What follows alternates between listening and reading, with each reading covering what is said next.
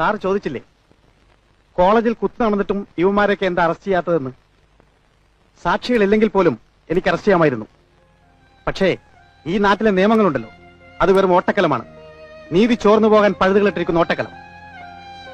ഒരു കൂട്ടത്തല്ലിനിടയിൽ ഒരുവൻ കൊല്ലപ്പെട്ടാൽ ആരാണ് കുത്തിയതെന്ന് തെളിവുണ്ടാവില്ല. അതുകൊണ്ട് അർഹിക്കുന്ന ശിക്ഷ കൊടുക്കാൻ പ്രയാസമാണ്, പ്രത്യേകിച്ചും ശരിയായി സാക്ഷിയില്ലാത്ത സ്ഥിതിക്ക്. പ്ലാന്റ് മർഡറിന് ശിക്ഷ എന്താണെന്നറിയാമോ? തൂക്കിക്കൊല്ലുക. ഈ നാട്ടിലെ 90% കൂട്ടത്തല്ലുകളും കൊലകളും പ്ലാന്റാണ്. അതിലൊക്കെ പ്രതികളെ ശിക്ഷിക്കാൻ ഈ നാട്ടിലെ നിയമത്തിന് കഴിഞ്ഞിരുന്നുവെങ്കിൽ ഇവിടെ തൂക്കുമരങ്ങൾ തികയില്ലായിരുന്നു. എന്നിട്ട് വിമാനൊക്കെ പിടിച്ച് അകത്തിട്ട് വല്ലതും ചെയ്യാന്ന് കരുതിയാ ഇപ്പൊ കണ്ടില്ലേ, മോളിൽ നിന്നൊരു ഫോൺ വരും, വിട്ടേരെന്ന്.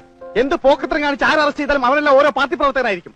അത് തേച്ചു മാറ്റിയാലും ഓരോ പാർട്ടിക്കാർ വരും, മിനിസ്റ്റർമാരുടെ പ്രൈവറ്റ് സെക്രട്ടറികളും.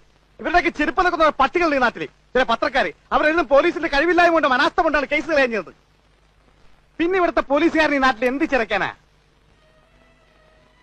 സോറി, ഞാനൊരല്പം ഇമോഷണലായിപ്പോയി. കാക്കിയിട്ട ഇമോഷൻസും സെന്റിമെന്റ്സ് ഒന്നും പാടില്ലെന്നാ. പോലീസുകാരെന്നൊരു പേരേ ഉള്ളൂ. ശരിയായിട്ടുള്ള കള്ളന്മാര് ഞങ്ങളാ, ജീവിക്കാൻ വേണ്ടിയാ.